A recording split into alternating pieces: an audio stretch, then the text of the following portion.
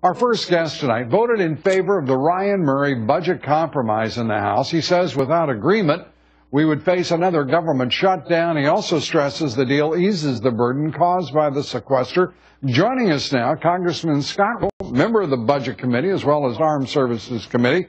Congressman, good to have you with us. I know that you and many of your colleagues in the House, particularly those who style yourselves as conservatives, wrestle mightily with how to vote on this. What was the deciding point for you in casting your vote to support it? Well, thank you, Lou, for the opportunity to talk about really a critical topic for our country.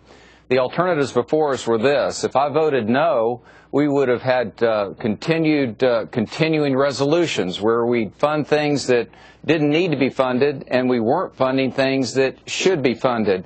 I've been among I think the strongest advocates for returning to regular order, where we have a top-line budget, and we've agreed to that in this agreement, and then work through all the appropriations bills.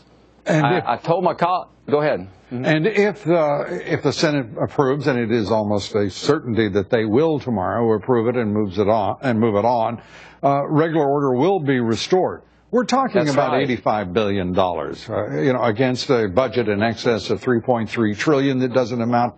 This isn't even really small potatoes. It's not even short cotton in terms of the financial numbers. But in terms of returning to regular order and establishing a budget for 2 years after successive continuing resolutions that make a mockery of the budget process, this is a very big deal, isn't it? It is really a big deal, and I'm in a season of public service, Lou. It's my first elected office, and this is really the first time that I really felt like I could come home and come before this incredible district that I have the privilege to serve. It has more men and women in uniform than any congressional district in the country, and so we have a lot of defense contractors, and this isn't just protect the home base here, Lou, but I have the privilege of working with our Marine Corps General Amos, our CNO, Admiral Greenert. And I told my colleagues the day we were wrestling with this, I said, look, if you're inclined to vote no, I said, come with me and meet with these good men and hear the direct and very real damage that continuing resolutions combined with sequestration are doing to our military.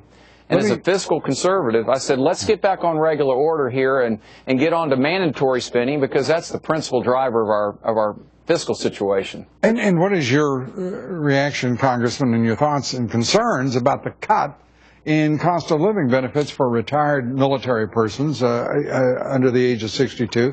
The provision that would cut benefits, what are you going to be saying to them? Because Lou, I answered the question today. I was talking to a group of our ship repair folks, probably more than 200 people in the room. The very last question was on this. And I knew that this question was coming, and I told my colleagues, my Republican colleagues, that we're going to have to wrestle with this because it is a reduction. What is not being shared in the media more often than not is that when the service member does reach 62, that cost of living increase where they didn't participate in that all those years, potentially, they get caught up at age 62. For those who are wounded warriors, there's no reduction whatsoever. But there is a reduction of 1%. Right. It's inflation minus 1%. And it's a difficult decision, Lou. That's why it was not easy for me to vote for this. But, when I pull this voting card that's in my coat pocket here out, and I've got a choice. I can either go green for yes or red for no. There isn't I wish I had, a different choice button there. But I looked at the sum of all of this, and what's so important here, Lou, is that now that we're going to return to regular order, there's no excuse for any member of Congress, Republican or Democrat, to not get back on mandatory spending. We've got to address that. Fair enough. Is there any excuse for the Republicans or the Democrats to put the country and the politics of Capitol Hill in position to shut down the government after the new year as you move to the next issue, which is the debt ceiling? I struggle with this as a businessman. I'm still an owner of a business. It would really deeply affect our business if we went into any kind of a default. But at the same time, I don't want to enable what I so despise, which is Washington spending more than we're taking in. It's a moral, really, the direction we're going. I understand.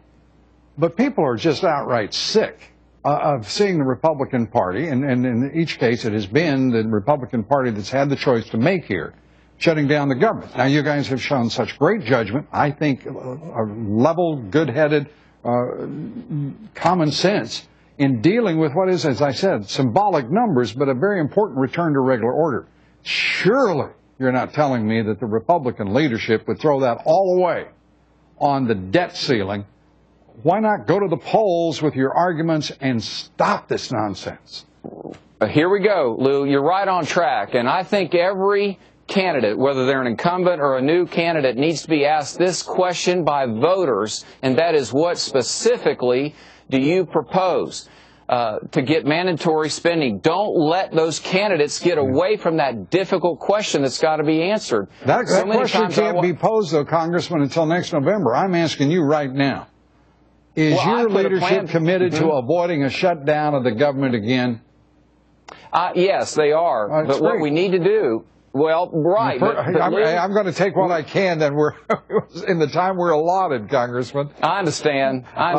We shouldn't shut the government down, but at the same time, Lou, we've got to have the courage to wrestle with mandatory spending. We've got to wrestle with that. I would urge the Republicans to if you feel strongly about something, get out and get a ground game going and move some voters to the polls, because that's where the answers lie, not in parliamentary maneuvers that cost another shutdown of the government. And I applaud the Republican leadership for moving forward in this direction, and specifically Congressman Paul Ryan, who pulled out the... I was proud of him. Yeah. I won't be very proud if it results in another shutdown over the debt ceiling, to be real honest with you, though, Congressman. I don't think that's going to happen, Lou. Well, I don't. We will take that as assurance, and it's welcome. Congressman, always good to talk with you. Congressman Scott.